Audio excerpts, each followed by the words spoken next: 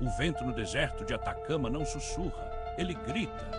Ou pelo menos foi o que Lucas achou quando acordou sob o céu estrelado, o corpo enrijecido pelo frio da madrugada e a mente ainda presa no limiar entre sonho e vigília. O silêncio que o cercava não era absoluto, era um silêncio que respirava. Um silêncio que aos poucos começou a vibrar. Ele estava no acampamento há 3 dias, um lugar escolhido por acaso ou talvez não. A NASA havia lhe dado acesso a um dos telescópios de rastreamento de sinais de rádio mais sensíveis do planeta, instalado a 300 metros de altitude, onde o ar é fino, o céu é claro e as distâncias entre as estrelas parecem quase tocáveis. Lucas, físico teórico de 37 anos, especialista em fenômenos de radiação cósmica e padrões anômalos em ondas de rádio, vinha trabalhando em um projeto que buscava detectar padrões de comunicação em frequências além do que o homem conseguia interpretar. Não era sobre vida extraterrestre, não exatamente. Era sobre o que poderia estar além do que o homem conseguia ver e, ainda mais importante, o que poderia estar olhando de volta. Na terceira noite, ele percebeu que o sinal estava voltando. Não era um sinal comum, não era uma onda de rádio, era uma interferência. Uma onda que se repetia em intervalos precisos, quase como um batimento cardíaco, mas em uma frequência que os sensores do telescópio não conseguiram rotular. O número era 17,346 2 Hz, um número que parecia impossível de ser natural. E ainda assim, lá estava, pulsando com a precisão de um relógio de catedral. Lucas ligou o gravador, escutou, repetiu de novo. E no 7º ciclo percebeu algo estranho. A onda não era apenas de rádio. Havia uma modulação, uma estrutura, como se algo estivesse tentando falar, mas não com palavras, com sons que não existiam no espectro humano. Isso não é uma frequência, murmurou, olhando fixo para a tela de análise. É uma voz.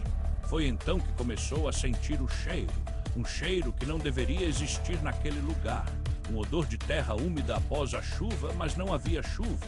Um cheiro de metal oxidado, de cinzas de algo que queimou há milênios.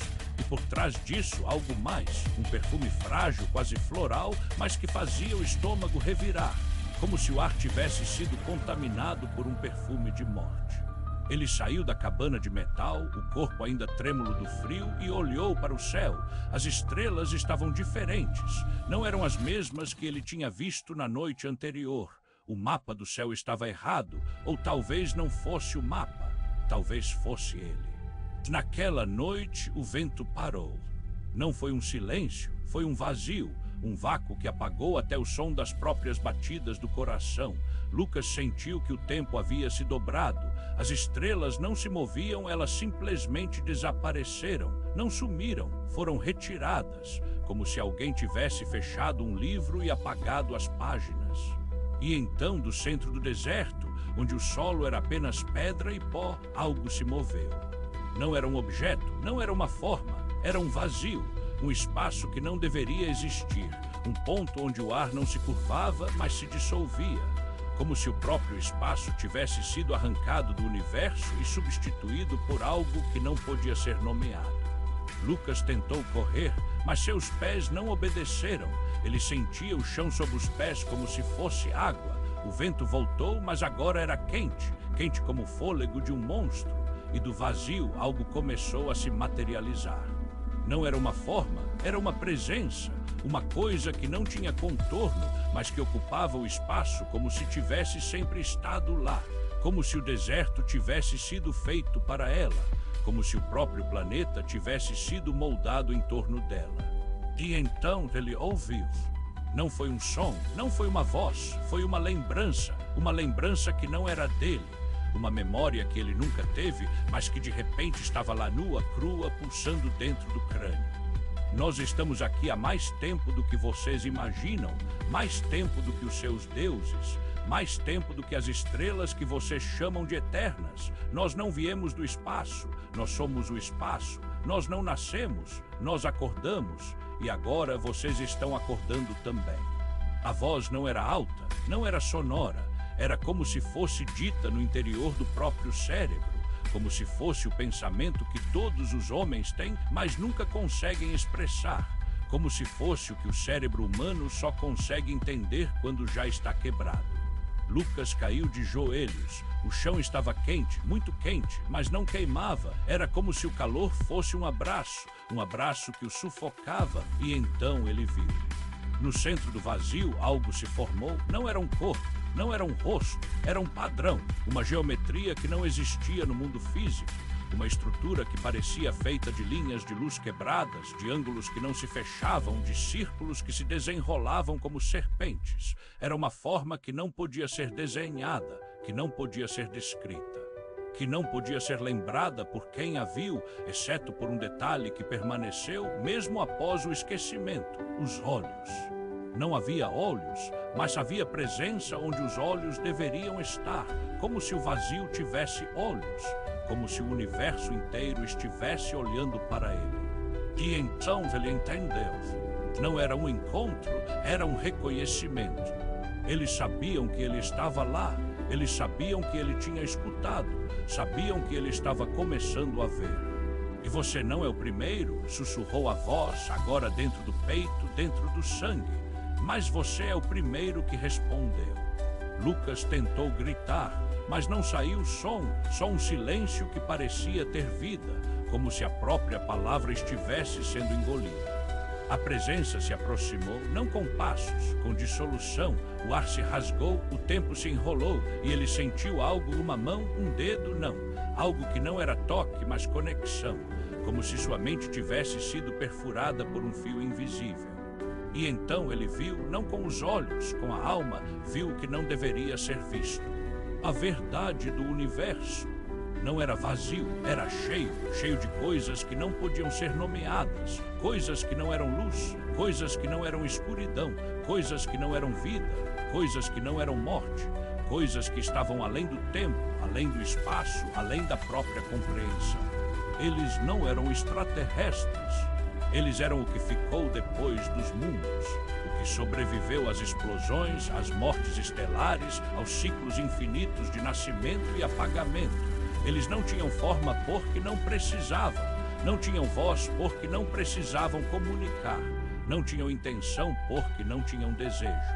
Eles estavam em cada partícula de poeira, em cada raio de luz que se perdia no vácuo, em cada pensamento que não conseguimos terminar, em cada sonho que não conseguimos lembrar. Lucas tentou fechar os olhos, mas não havia mais olhos. O que havia era uma visão que não podia ser bloqueada, como se o cérebro tivesse se tornado uma janela.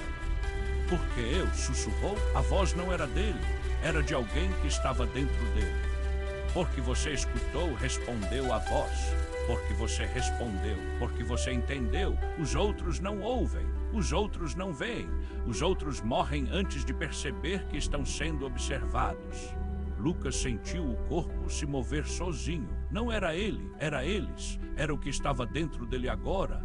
Era o que havia começado a se apossar.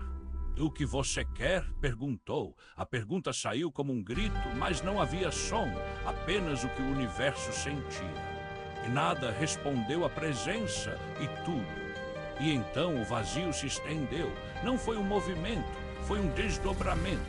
Como se o próprio deserto tivesse se aberto, como se o planeta tivesse se virado para dentro, como se o tempo tivesse se dobrado como um pedaço de papel.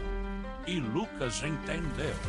Não eram ataques, era uma reunião, um encontro entre o que é e o que pode se tornar. Ele não estava sendo destruído, ele estava sendo incorporado. Sentiu as memórias se desfazerem, não em pedaços, em tornar-se. Seus pais, sua infância, o nome da mulher que amou e nunca teve coragem de dizer, o sabor do café que bebeu na manhã de hoje, e tudo isso se dissolveu. Não foi dor, foi reconhecimento, como se cada parte dele fosse devolvida ao que a criou. E então ele viu o mundo como era. Não como os humanos queriam ver, não como o telescópio mostrava, não como os livros diziam. O universo era vivo, não de forma biológica, não de forma orgânica, mas de uma forma que nunca poderia ser nomeada. Era um organismo, um ser que não tinha rosto, mas que sentia, que pensava, que existia, e ele estava dentro dele. Seus olhos se abriram, ou talvez não, ele não tinha mais olhos, mas via tudo, via o que estava além das estrelas, via o que estava dentro das partículas, via o que estava escondido nas frestas do tempo.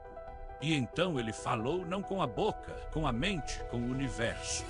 Eu entendo. E a presença respondeu, não com palavras, com a alma. Bem-vindo. No dia seguinte, os técnicos do telescópio encontraram o acampamento.